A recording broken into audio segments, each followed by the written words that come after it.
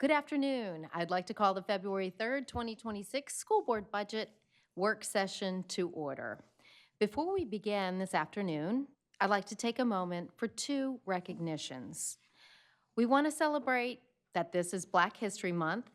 Chesterfield County Public Schools honors the contributions of our Black students, teachers, employees, and families in our school communities past, present, and future.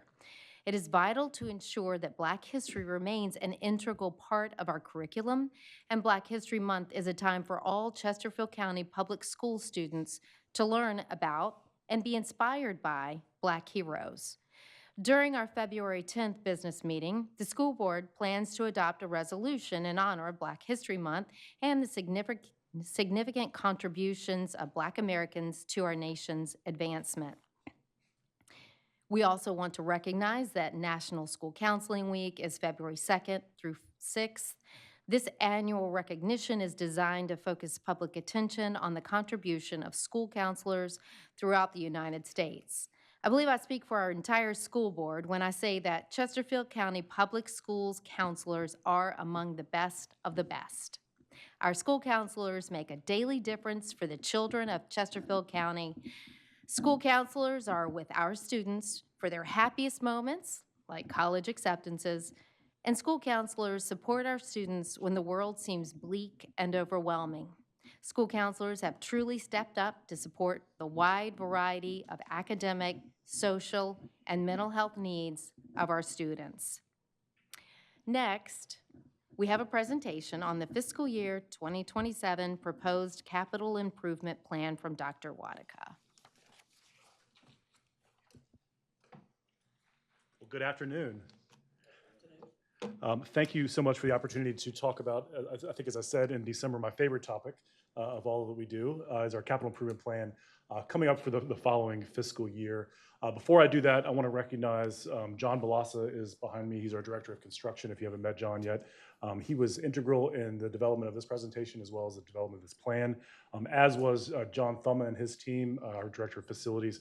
As you can imagine, John Thumma is busy working on last-minute details for our plans for tomorrow, and so he is doing that tonight. So again, thank you for this opportunity. The slides that you'll see tonight, some of them you will have seen a few before in previous presentations. Bob gave a really great presentation 2 weeks ago that provided sort of a primer for what we're going to talk about tonight. We also talked a little bit about some of these ideas in December, but we'll continue through with some more detailed information related to our capital improvement plan going forward and specifics on where we go. So if you see a couple of slides that are similar or familiar to what you've seen before, forgive me on that, but we have great work ahead.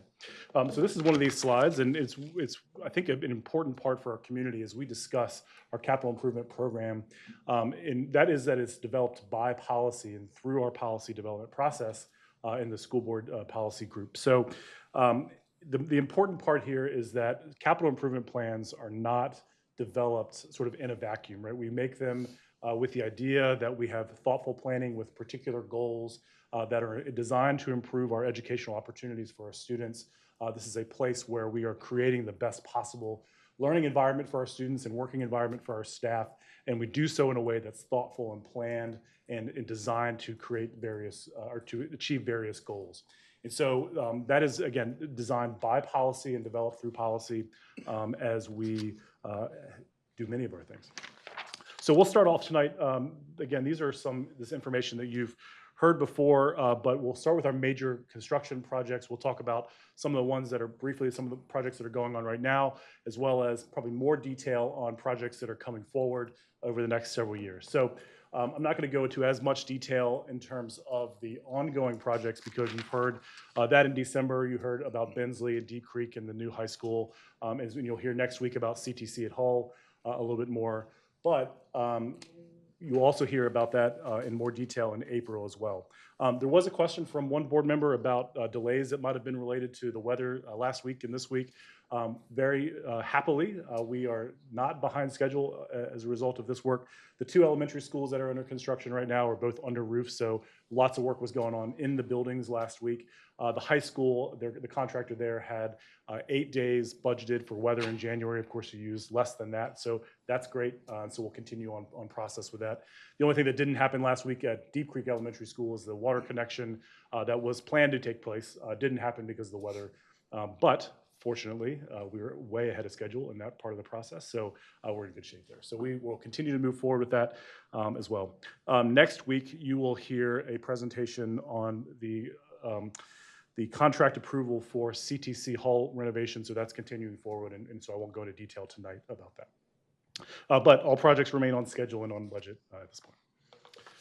So this is a slide that you saw last time when Bob was presenting, and it's a little bit different than the slide that we presented in December, and just simply that there is a change between when the Dale District new elementary school was included. So this slide, for those of you who may not have seen it, shows sort of when we have schools that are opening moving forward. So we have a number of schools that are under construction right now. You'll see on the sort of left side of the screen that in green, you'll see the schools that are under construction.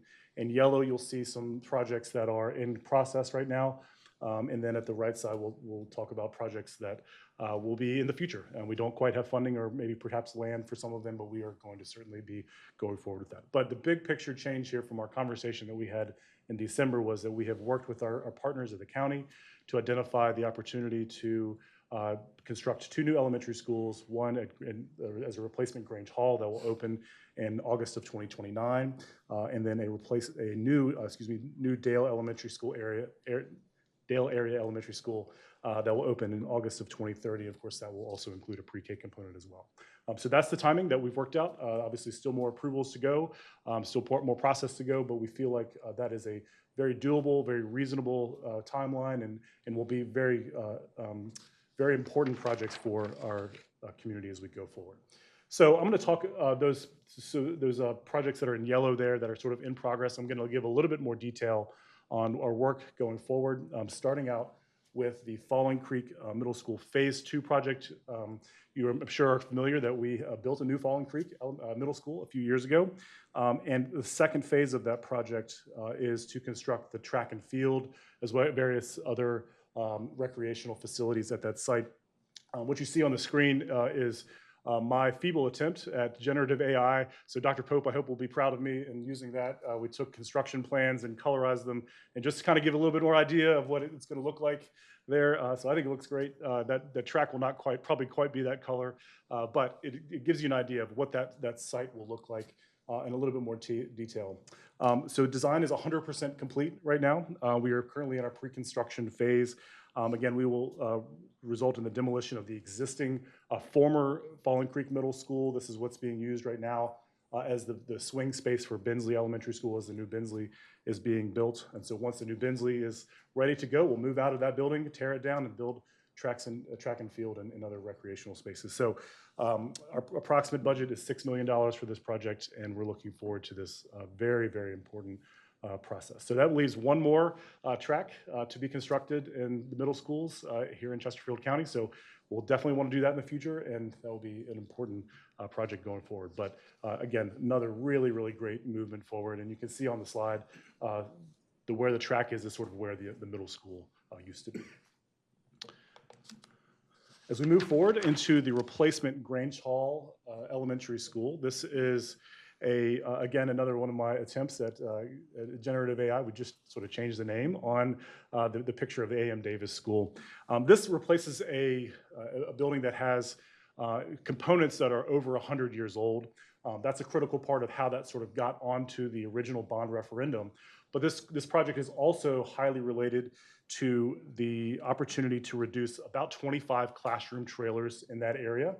So it's a little bit different site than where the school is existing right now. So not only are we replacing a school that has exceeded its useful life, we are also having the opportunity to address many of our capacity concerns in the area. So that's a tremendously important part of our goals as a school division, is to reduce the number of trailer classrooms as much as we possibly can.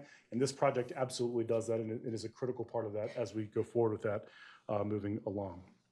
So as I mentioned, we are aligning the site to a location that better meets the student population in the area so we can better take advantage of the space that is in this space. So we'll work through that. Again, we'll have an anticipated opening date of August of 2029.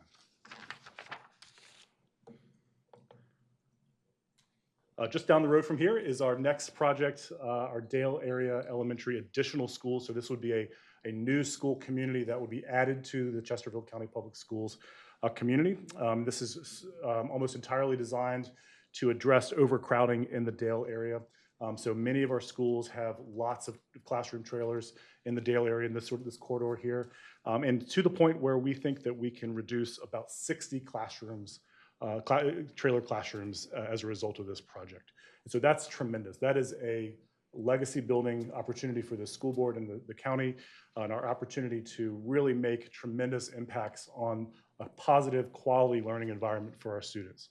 In addition, we have a very large waiting list for pre-K students in the area. And so this project will add an additional 150 seats of pre-K as a result of this work. So there will be the prototype school that's built, plus an addition of another 150 seats in the pre-K opportunity. So that does require a little bit more design work. So that's part of the reason why we said, hey, let's take a look at this and open this in 2030. It provides us an opportunity to do that, make sure that our financing works out just right. And again, this will be a really, really profoundly important project as we move forward as a community. So something to be very proud of.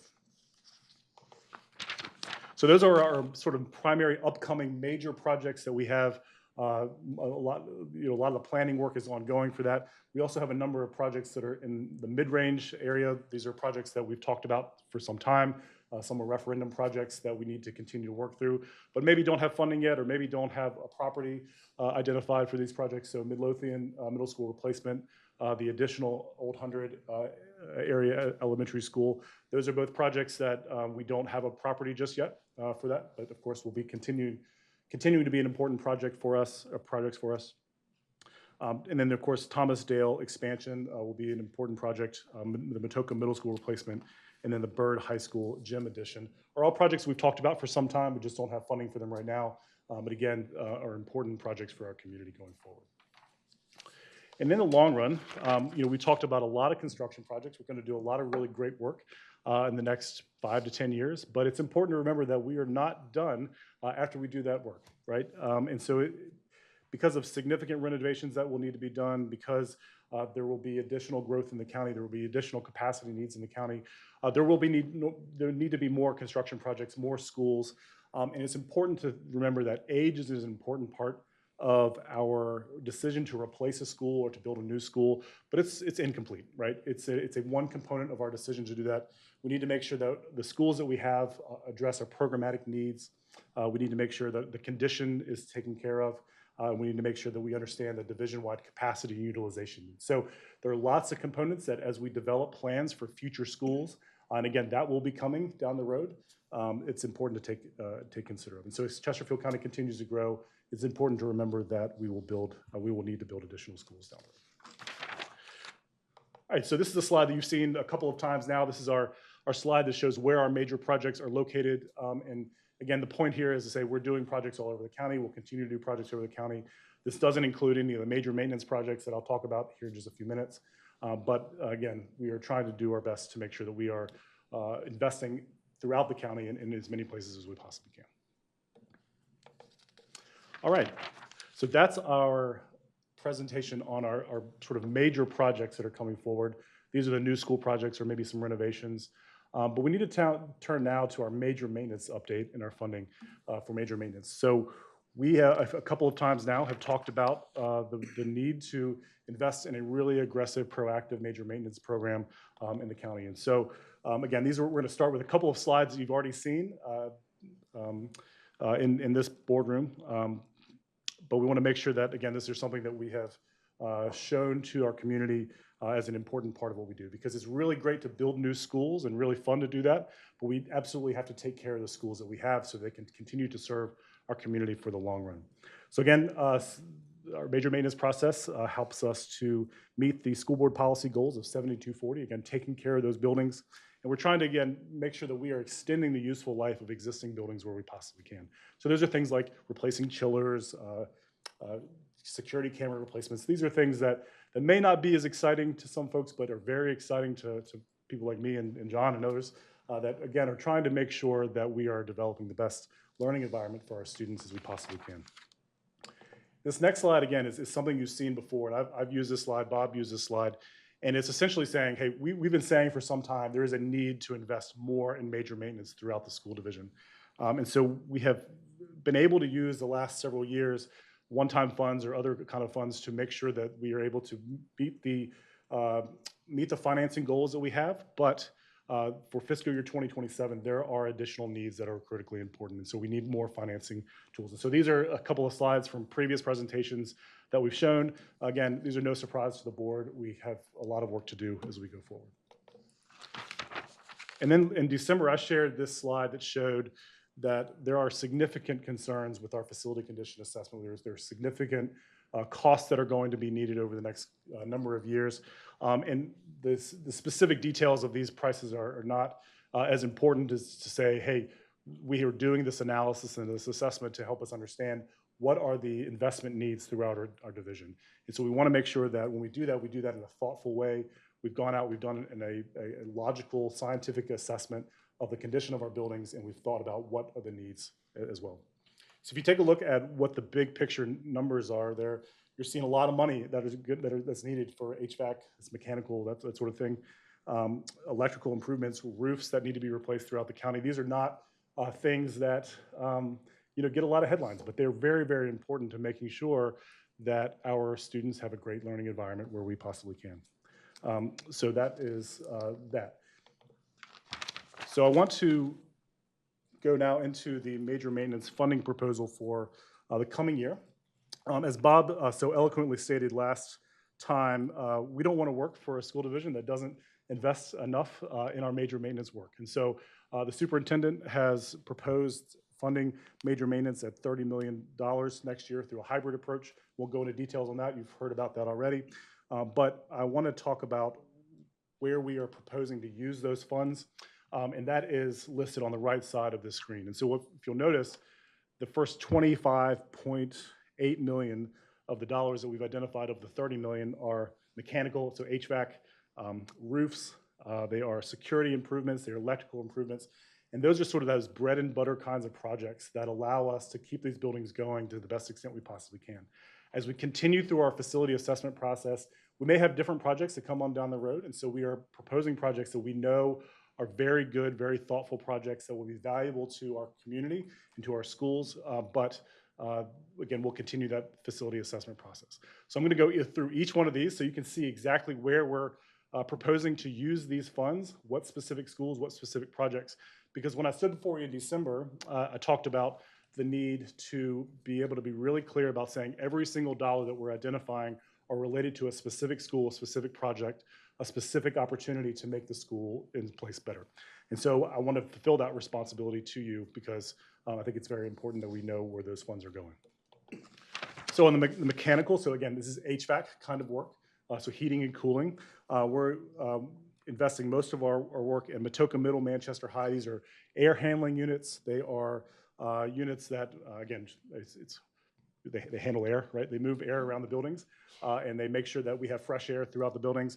We also want to start phase one of a larger HVAC upgrade at Hopkins Elementary. If you've been in Hopkins lately, you'll note that there's lots of temporary units that are around, so that's going to be a much bigger project to get that going the way it needs to be, but we're going to start replacing it with 6 air handling units. That'll get us a long way down that road, and that'll be really critically important. We'll also do some smaller projects, replacement of a chiller and an air handler at Bon Air, a chiller replacement at Chalkley, and a gym air handling unit at Watkins. So again, these are just good bread and butter, really good projects that need to be done and will be valuable to our community. Roofs are probably one of the most important parts of a building because it's really hard to focus on algebra when it's dripping on your head, right? And so we want to make sure that we have a constructive, thoughtful process in how we're changing out roofs as well. One of the challenges that we see in our roof data that we look at as we're developing this work is that because we've not had a systemic process to replace roofs when they need to be done, there are lots of parts of different roofs of different buildings that have been kind of patchworked throughout the division. So you might see a section that is, 25 years old, that's right next to a section that's maybe 15 years old because there was a leak or something like that. And so what we want to do is to really focus on making sure that we're developing bigger projects that allow for a consistent roof age throughout a building where we can. Now, bigger buildings, you can't really just replace the whole roof oftentimes because it will take a long time, and number one, a long time, and number two, it will take a lot of money to get through that whole roof, and so we wouldn't do anything else if we do like a high school at one time. So we'll do some of those in phases, and we'll develop that over the next couple of years as we go forward. So in this process, in this year, we will have planned to replace the flat roof at Thomasdale West. We will in future years do some repairs to the slate roof at that building as well, because there's both of those needs. We want to make sure we're maintaining the integrity of that building. At Carver College, we'll do a full replacement of that roof. Curtis Elementary will do a phase 2 replacement. So there was a previous phase that was large enough. Bailey Bridge will do a phase 1 replacement. So that's definitely a school that has lots of different patches from time to time, and so we'll do that. And at Jacobs Road, the shingle roof will be replaced. If you've been to Jacobs Road, you'll know there's a primary sort of shingle roof there, but there's also sort of a center flat roof, and that's will be replaced. So that's our roof. Our security improvements, we will have a second phase of security film installation. So we've been throughout the school division. We have added ballistic film on on all the entrance doors throughout the division.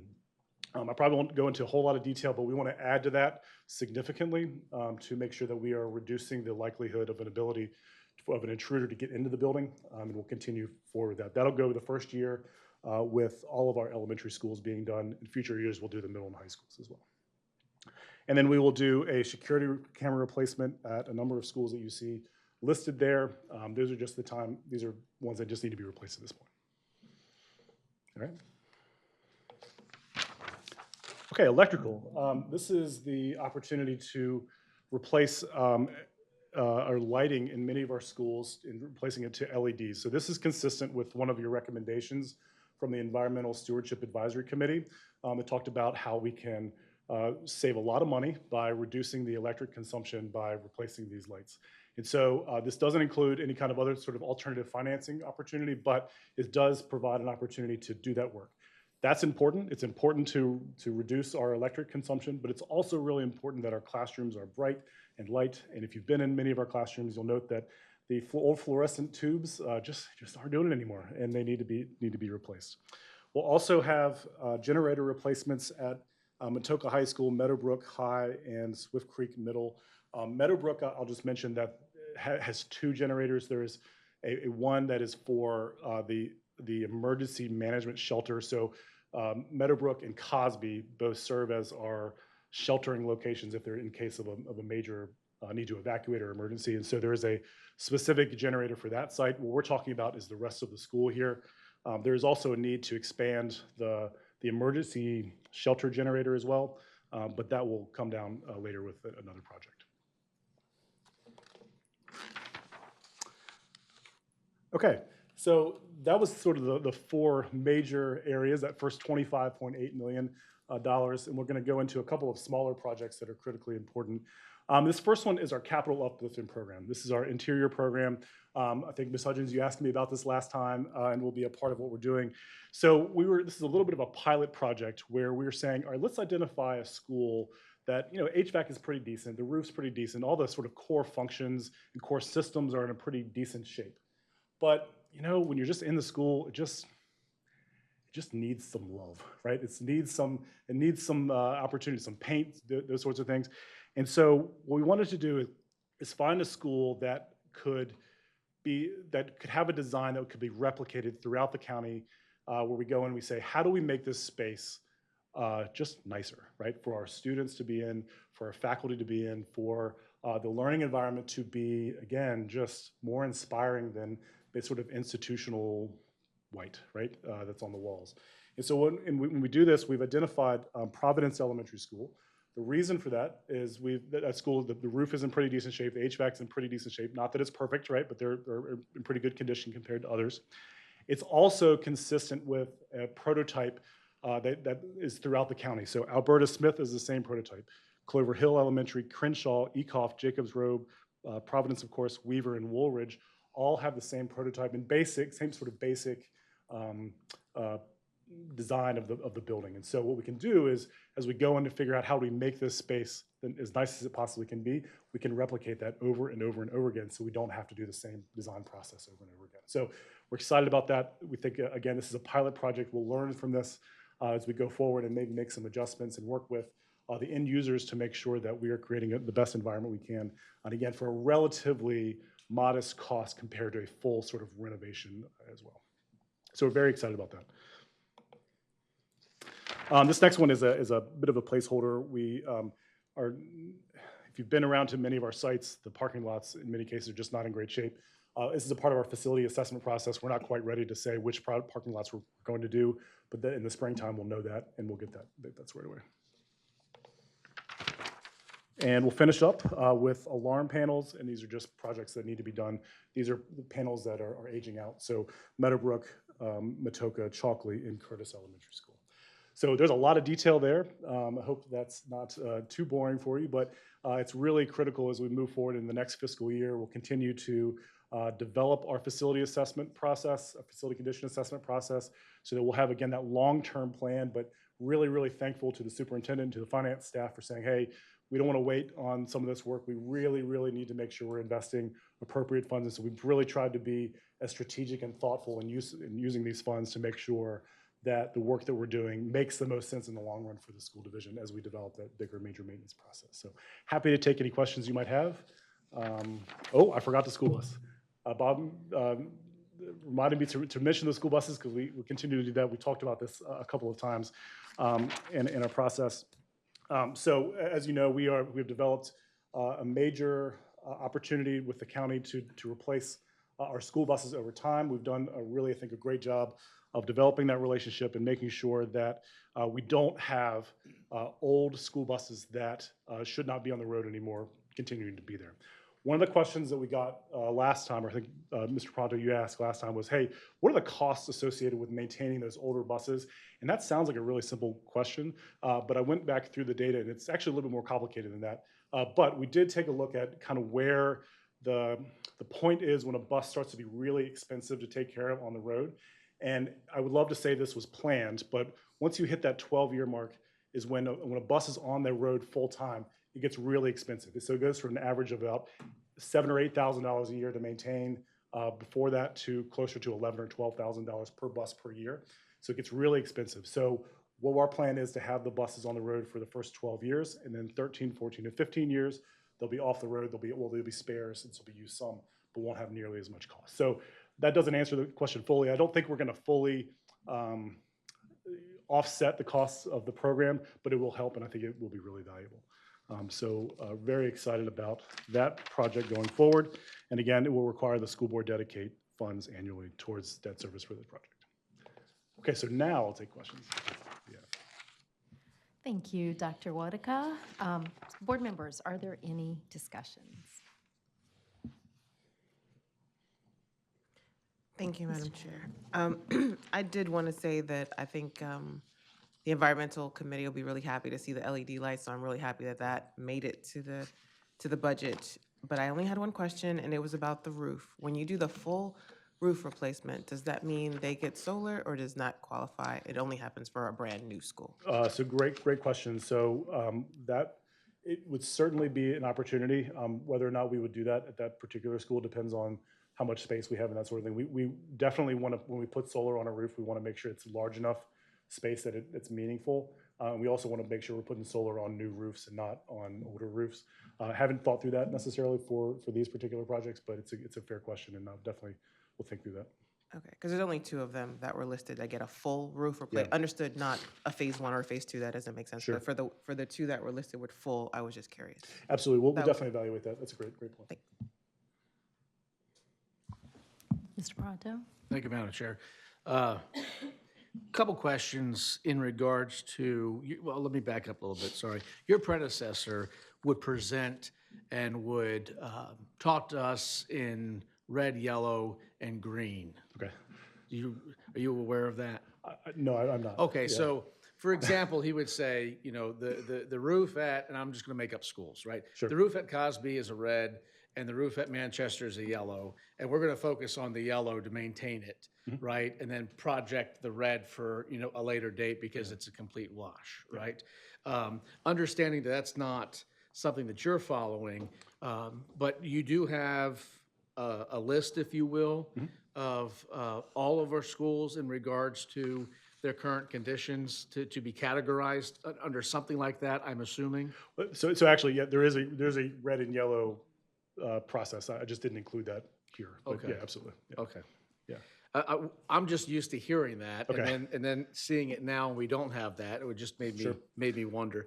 Thank you. The other question for that is, you talked about security camera replacement.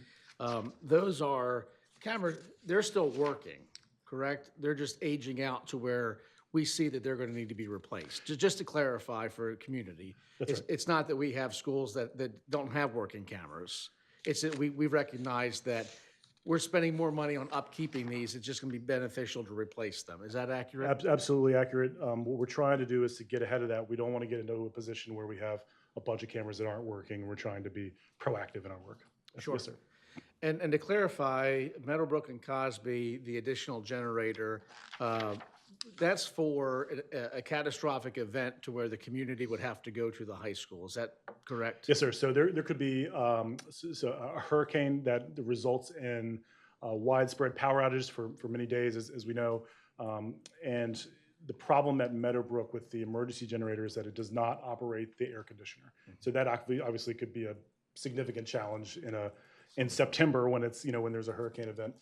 We have identified a grant program working with the county emergency management folks to help us replace that, and then we'll work through that financing process. So we have taken on the responsibility to take a look at technically what does it take to add that function in. We have to do some changes in wiring and switchgear and that sort of thing, but they will take the responsibility for the application for process. And the new high school that's being built will not have that. Is that correct? There will not be an emergency shelter there. It'll remain Cosby in that area? Yes. Okay, thank you. And then the old buses, just to get back to that. Yeah. Understanding, trying to capture the cost of everything. There has to be some figure out there, right? That says historically we have spent X amount of dollars. Sure. I'm not looking for, line by line item, right? If we have a bus that's, over 15 years of age, right, and still out there on the road, or we're using it as a spare, whatever it might be, there has to be cost savings somewhere. Sure thing, yeah. Right? Oh, absolutely. And that's what I'm looking for, is just to be able to understand, okay, with this program of being able to filter out after year 12, and then, of course, 13, 14, and 15, as you mentioned, being sub-buses, emergency purposes, what have you, makes complete sense. There's a savings in that versus what we've been spending, right? Absolutely. That's what I was after, and trying to understand how much have we been spending out of our budget to maintain this older fleet versus a projection of how much we're going to save by being able to filter out after, year 12 or 13. Sure. That's what I was after. Yeah, absolutely. So we have budgeted in fiscal year 26 about $8.7 million for repairs for all the buses over the years. And so the reason I say it's a little more complicated because there's not a consistent number of buses per year because there hasn't been consistent buying over those years. So you might have 135 buses that are currently 7 years old, but only 20 buses that are 8 years old. And so then when you start to do that, it ends up being a little more complicated. But we'll definitely work on it and find a way to answer that question more completely for you. Yeah, no, and I appreciate that. Yeah, 'Cause I think being able to show the value of this, right, from a percentage standpoint and the savings, not that there needs to be buy-in, because just the idea of this alone makes perfect sense, and it should be as such, but just understanding the savings aspect of it Sure to, thing. be able to present to the community and say, hey, look, we're not having to spend this money here because this is what we're doing now. I think that would be extremely beneficial just to show, over the course of the next few years, what this would look like for Yes, sir. us. Sure thing. I appreciate that. That's all I have. Ms. Coker. I just have a couple questions, and then also just to ditto what Ms. Chatter says. I know the Environmental Stewardship Committee is going to be ecstatic to see some focus around the LED lighting. So thank you for listening to them and putting that into plan. The facility conditions assessment, approximate time you think that will be complete? Yeah, yes, ma'am. So I'm hoping that's done by June. Okay. And so we wanted to make sure that in this process, everything that we're proposing is going to be consistent with that. So every project that we have here is something that we've identified as a part of that process. We're just not done yet. And so I've asked for that to sort of be done by June. And so that's kind of the time frame we're looking at. Glad we're looking at that and doing that again. I think it had been many years Yes. since the last one. And then last quick question, the work that's being done at Thomasdale for this upcoming year for 2026, is that main campus or West Campus? Which project? I think it was the rooftop HVAC. Let me look, make sure. I don't remember what slide that was on. Also, if you Do you don't know- do you know know the answer? today, You- you can get back to me. What's that? For the roof, yep. I think it was for 2027 was West, but there was a earlier slide that said that there was work happening in 2026. I just didn't know if that was Main or West. Let me get back to you on that. That's fine. Yeah. Thank you. All righty, thank you so Thank much. you so much. Next, we have an update on compensation from Dr. Huff. But first, we have something from Dr. Darby. Madam Chair, I will not be participating in any discussion of this matter because my spouse is an employee of the school division. Thank you.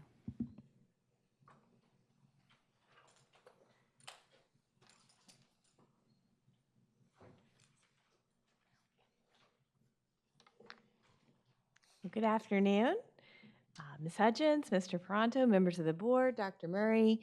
I appreciate having some time this afternoon to spend with you to review some additional details of the compensation portion of the superintendent's FY27 proposed budget.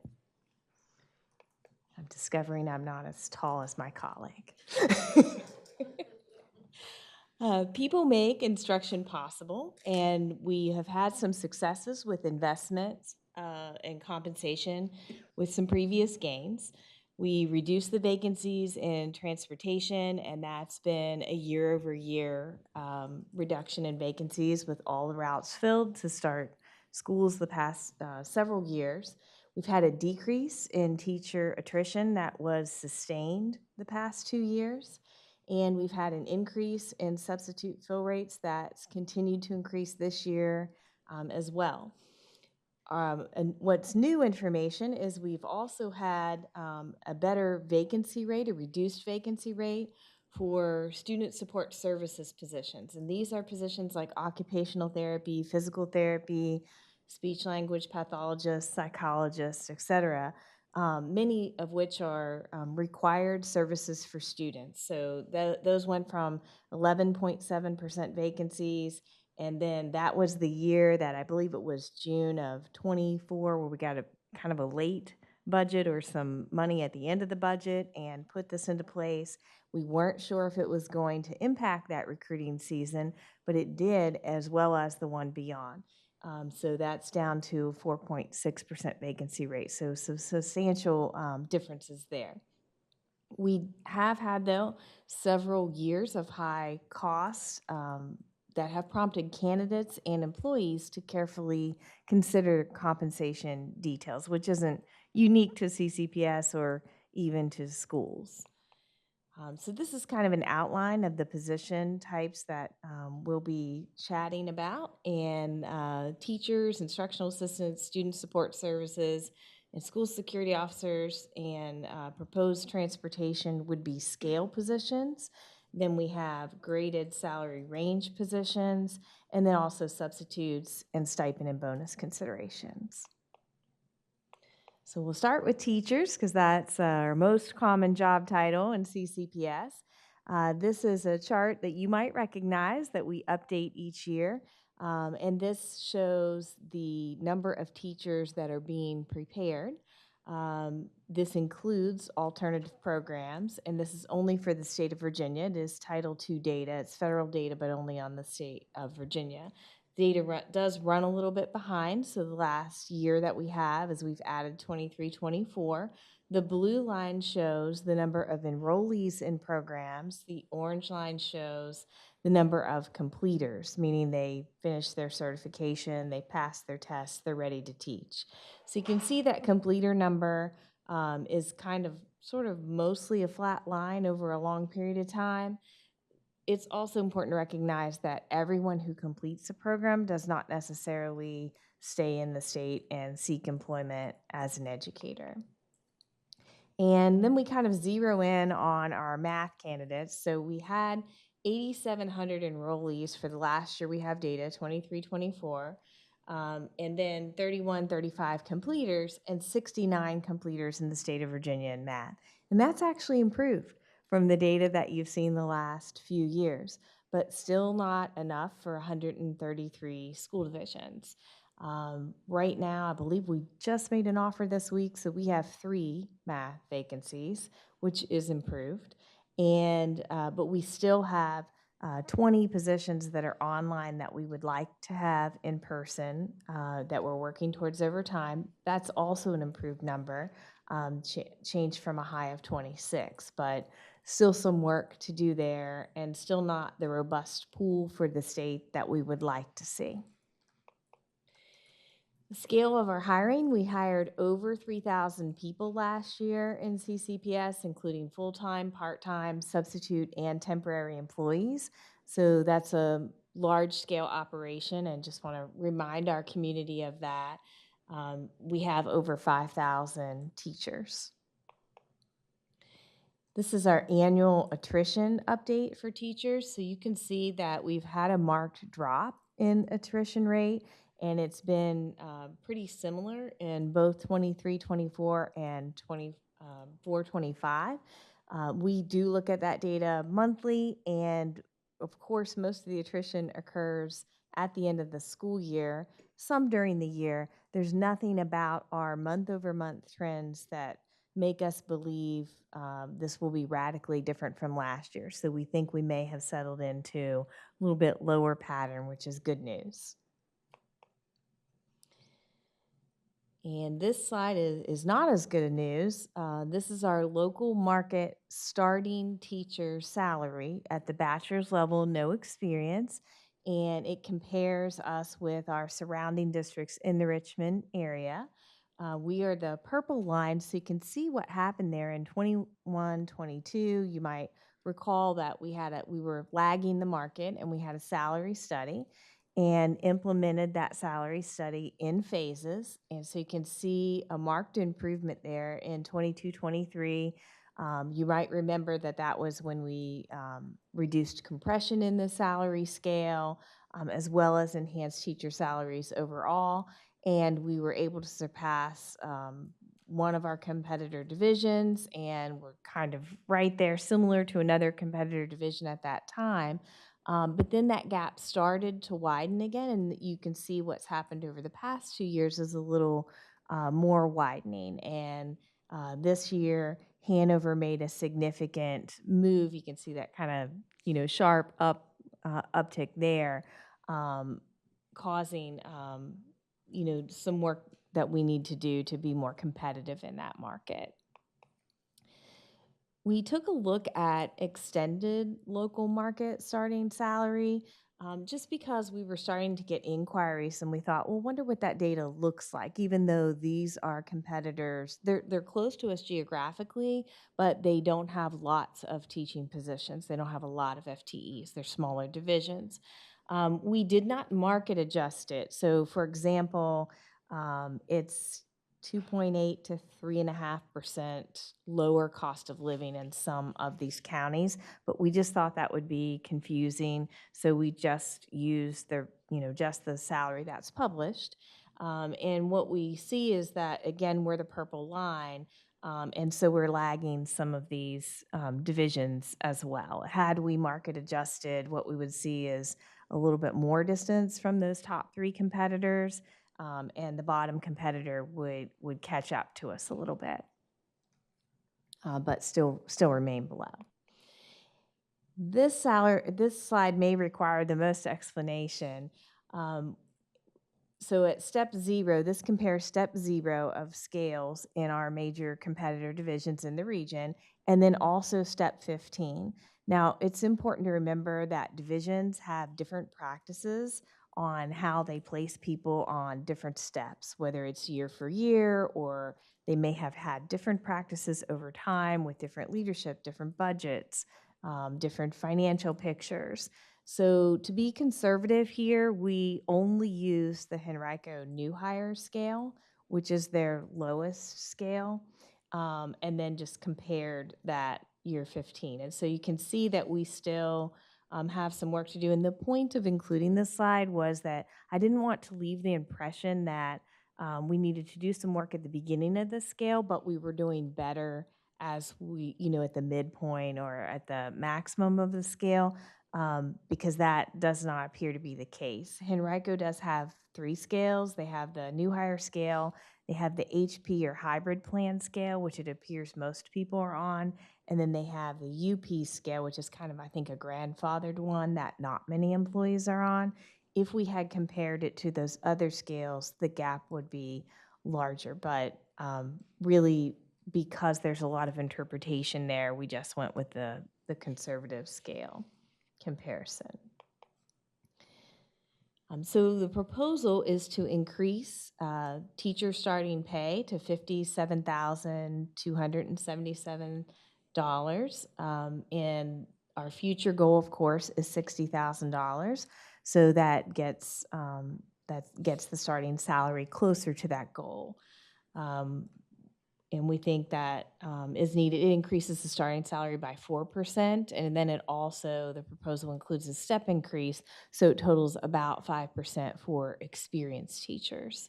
And we would also propose adding a step 41 so that the teachers at the top of the scale receive the same increase as everyone else. That does appear to be within market when we look at years and scales for our competitors, that they have 2 out of 3 have a longer scale than we do.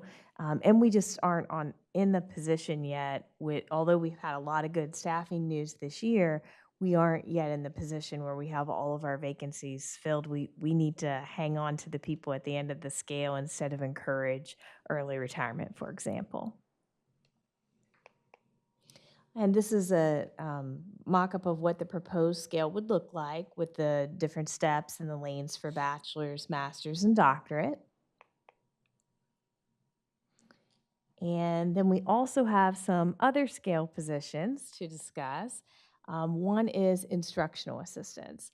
And in FY24, we increased pay by making a separate scale for instructional assistants. And there are 2 lanes, one for general ed IA and one for special ed IA.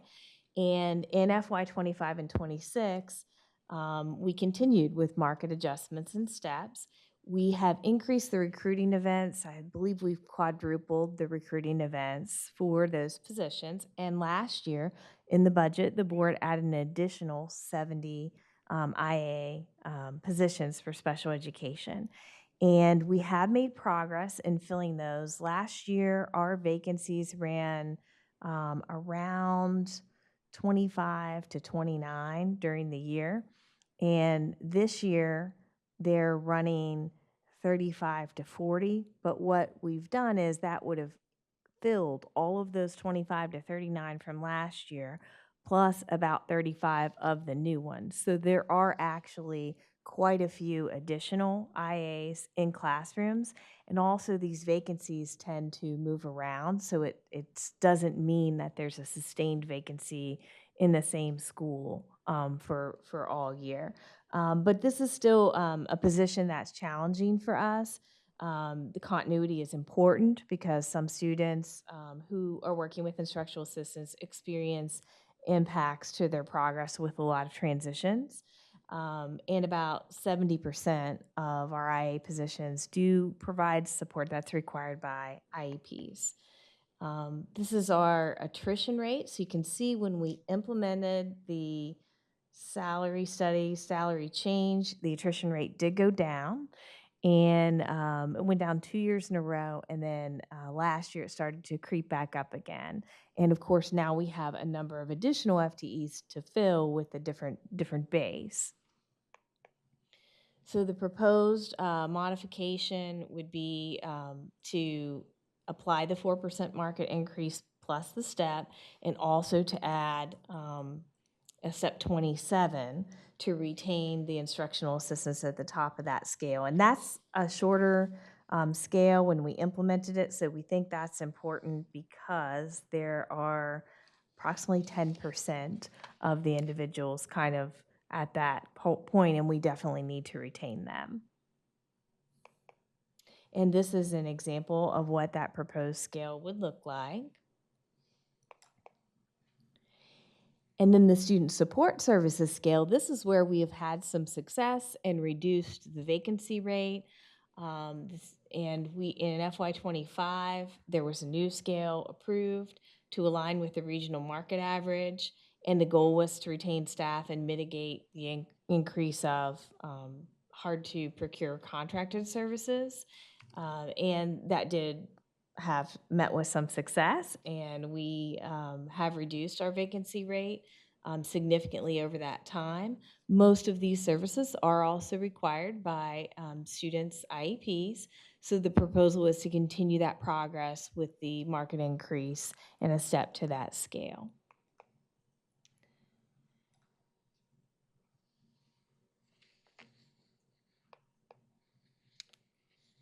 We also have a proposal for school security officers. They're on a scale, and you might recall this is a relatively new position for us, and that is the scale position. It currently ends at SEP 26.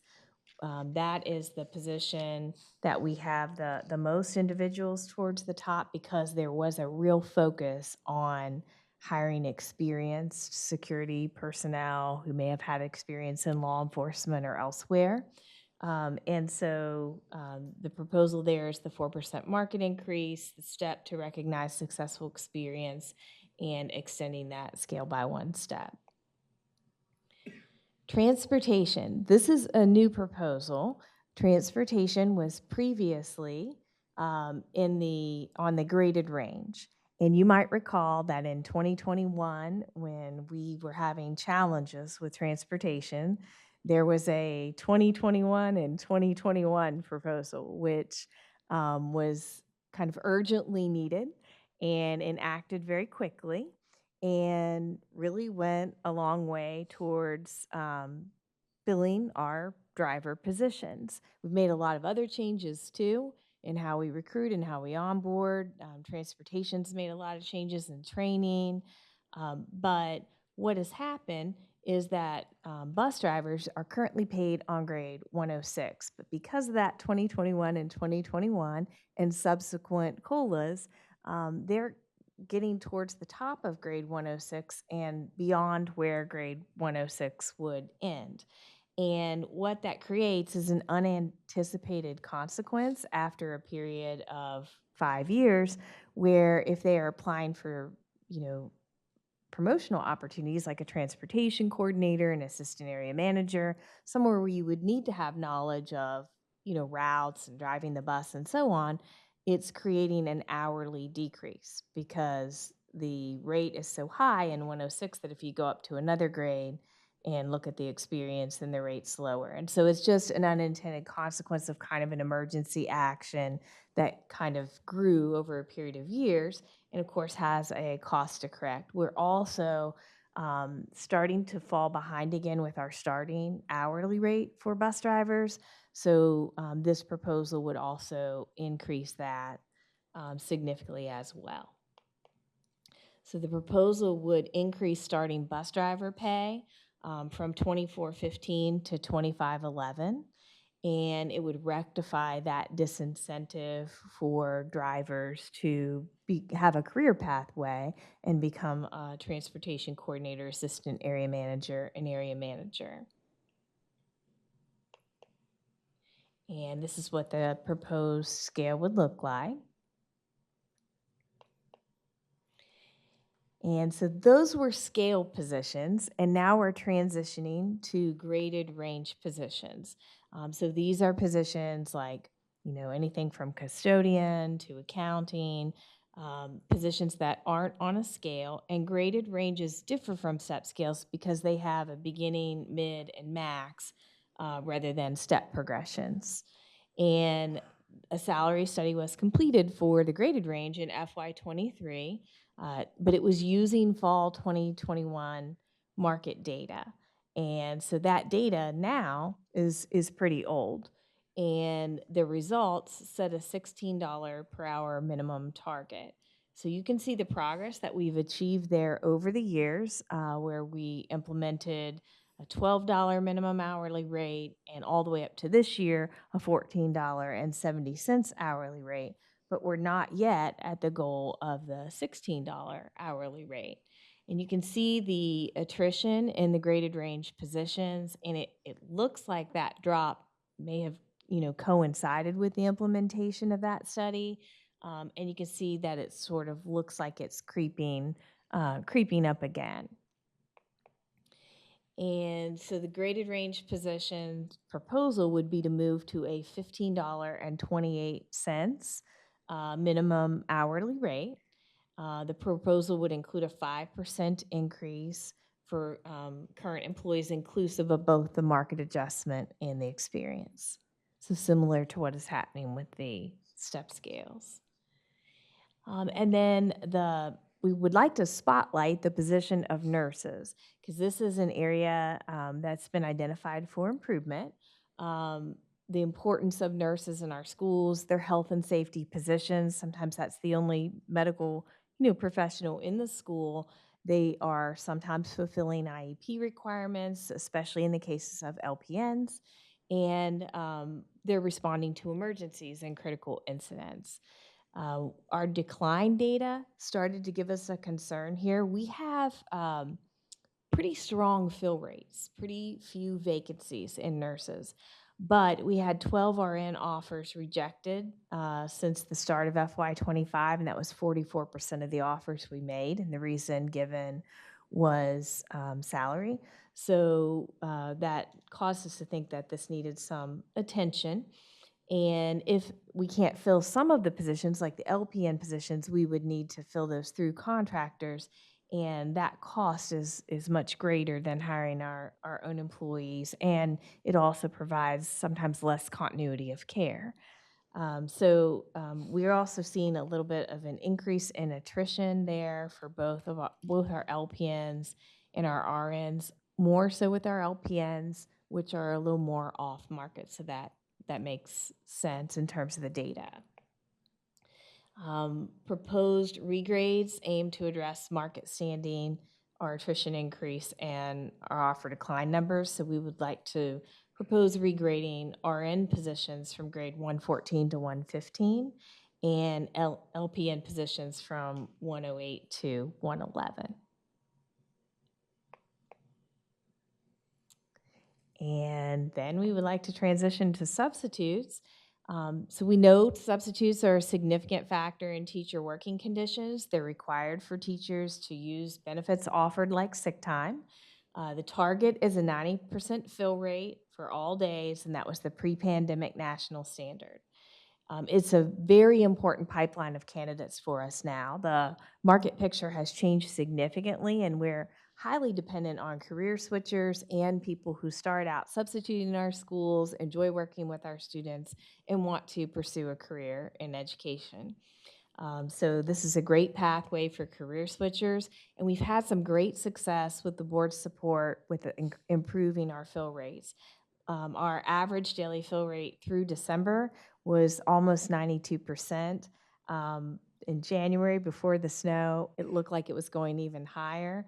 And we've implemented a new strategy, having job fairs in different areas of the county and targeting areas where the fill rate may have been lower. And I want to give a shout out to Meadowbrook High School with a 92% fill rate this year. And we're seeing some real changes there. And our mid-January fill rates are looking good. And our average for last year was 90% for the year. I'm anticipating that may be higher this year. These are the subs that we hired into full-time and part-time regular roles for last year.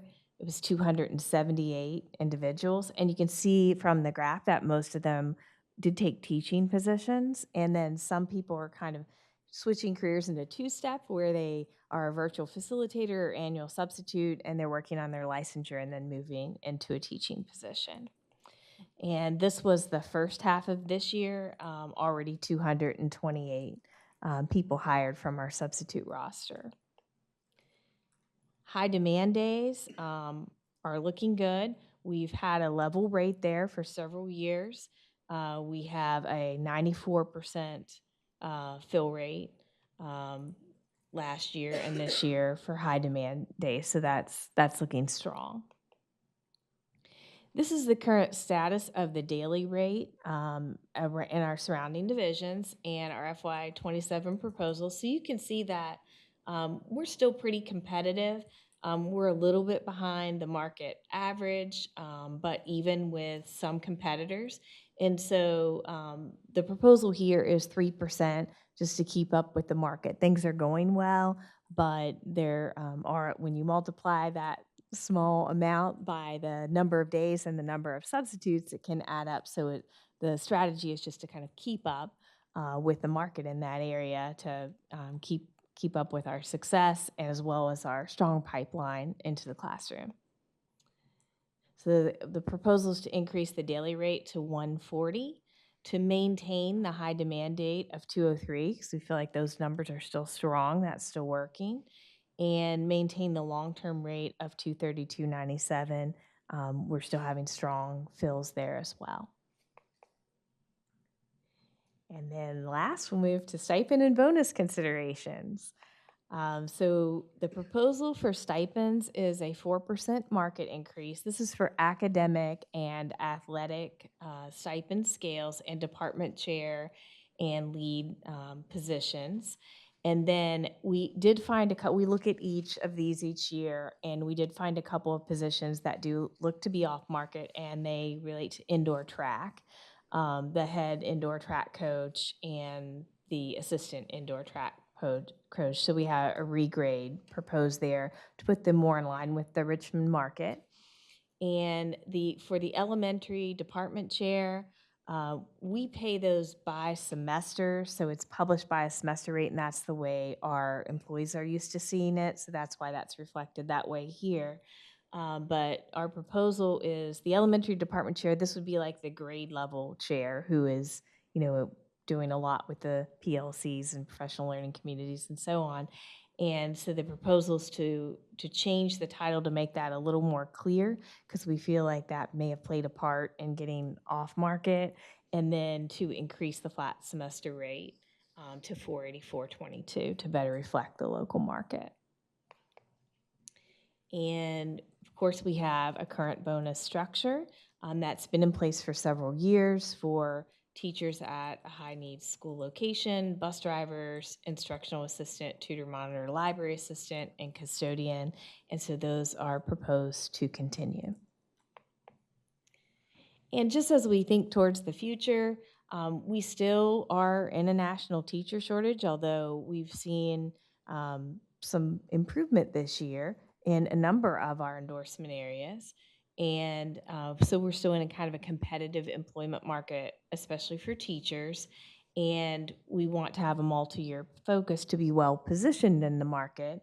and we still have those goals of $16 an hour and $60,000 for the teacher scale to start. And I think we always like to end with remembering our why. We want to attract highly skilled and motivated employees to work with our students and prevent turnover, maintain morale, align with the Richmond market. We know that our employees and especially our student-facing employees are the most important school-based factor in our students' education. And I know the pandemic certainly taught us all the importance of all of the support positions as well. So I'd be happy to answer any questions at this time. Thank you, Dr. Huff. Board members, is there any discussion? Ms. Chatters. Thank you, Madam Chair. I got a few, so I'm sorry. Okay. If we go to slide 8, that's when you started talking about attrition. I think that's the attrition slide. Okay, then it's before that. I wrote the wrong number down. But it was your chart that had the attrition right there. And I was wondering, I've asked this question before. I wasn't sure if we did something about it or not, but do we have an exit survey or anything that people can take before they walk out the door, so we can figure out why they're leaving and do a trend analysis on if it's something we can do or if it's not something we can do, and if you're able to share that data in aggregate of what the trend looks like? Yes, we do have surveys. There is a specific one for teachers because there's sort of a state-suggested list of questions. We do send it electronically as people resign and they fill it out. We don't have a high completion rate, so folks who do survey research will tell you, you have to interpret those results with caution if you don't have a high percentage. I think it's over 40% or more completing, but we do have that, and we do look at it, and we do read any comments that people write. We do follow up on them, and the top reason is family, personal for resignation, and then retirement was second, and for the last several years, employment in another school division is also in our top 3. Okay. Thank you. The next question I had was, you said the future goal. We know the future goal is 60,000 as a starting salary. Are we willing to say that future goal is for FY28 or FY29? Like, do we have that might be a Bob and you question together, but is there a projected time that we think we're going to get to that? Hopefully next year. That's why we made such a healthy contribution or proposal for this year. So this year's proposal roughly reflects half of what we need to do to get there. So I would love for us to be able to know what the new monies would look like for next year to commit to that. Can't do that, but if the money is there, yes, it will be in the proposal to check the box of that goal off the list, and then turn our sights to a new goal that Bob will share in his 5-year plan, I think, at an upcoming meeting. Yep, next meeting. Okay, thank you. The next question, I think this is no, there's 2 more. So under the long-term rate that you posted, my computer died, or else I would know what slide number it was. I was just wondering, how do you define long-term when we do substitutes? So is it how many weeks or days qualifies them? Long-term is 20 or more days in the same assignment. Same assignment. So if I'm substituting for art for 19 days, and then I get moved in the same school to PE for 19 days. Right, because the idea is that if it's 20 days or more, you probably had to do some planning, some additional planning, like maybe all the plans, weren't left, and you probably would have to do some additional assessing. And so the elevated rate, the idea behind the elevated rate, and I think that's kind of a common cutoff number of days, because 20 days is kind of an instructional month. And so if you're doing it more than that in the same role, then it's probably a little bit of added responsibility. Okay. Then my last one, I promise. For the bonuses, I know I've asked this before. I know that it's only for what's written there when we talk about teachers at high need schools. but I always get the question, and it's a logical question, so I'm just repeating the question again. What about the support staff at the school and the administrators at the high needs school? Is there anything that can be done for them? We will be addressing the assistant principals at those schools. So Bob, we're officially on the hook for that, and I believe we were going to do that as early as this year. Awesome.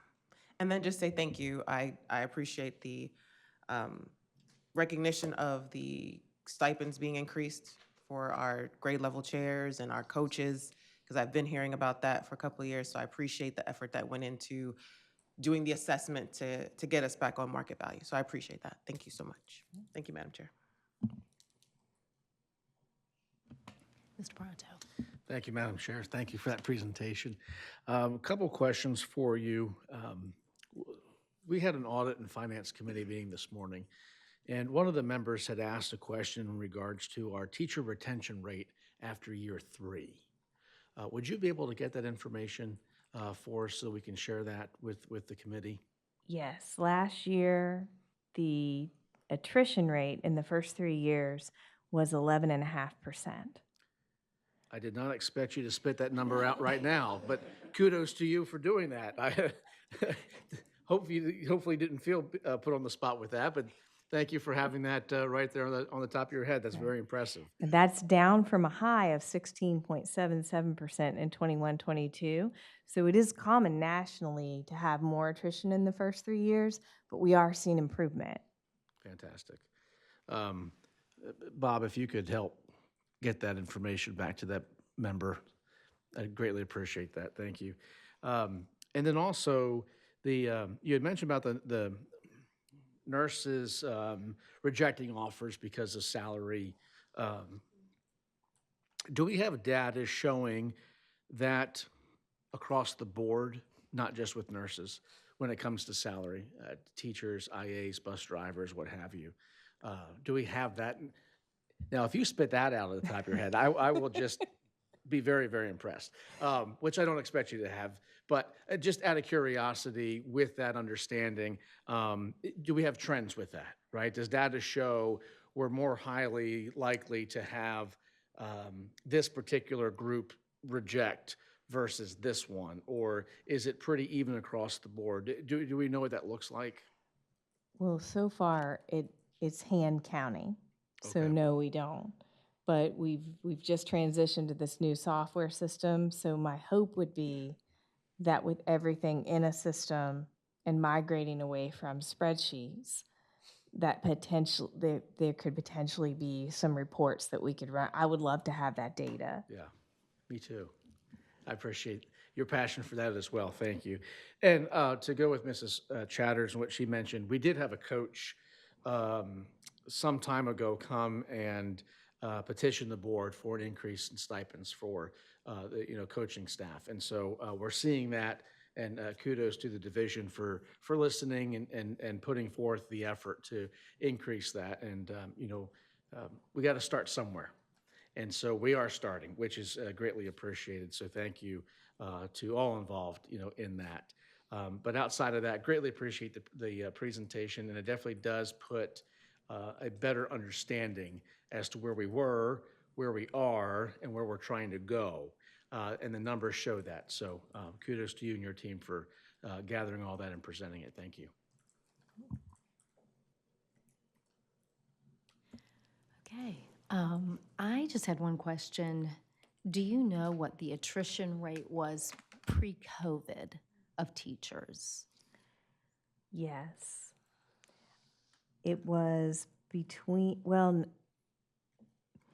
no, because the rates that I had were from the COVID years, the 2020 and 2021, Right. which are going to be artificially depressed. Right. I did see one number where it was around 8%. So Okay. I think that it's back to a similar rate. And I also read a study that from 2013 to 2023, McKinsey did a study showing the average national rate was between 8 and 9%. So I think that what we're seeing now is a pretty typical rate. Of course, when you have vacancies, you would always like for it to be lower. But things do happen and people do move and, make different decisions and different things happen with their family. So, we understand that as well.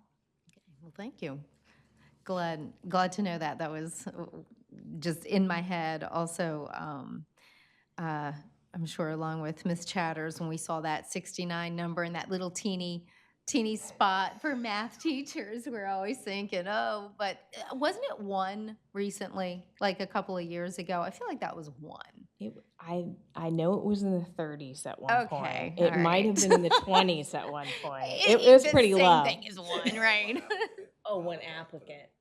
Yeah. Oh, is that what? Thank you, John. I didn't make it up. Anyway, thank you so much, Ms. Huff. All right. Is that anybody else? All set? Okay, thank you.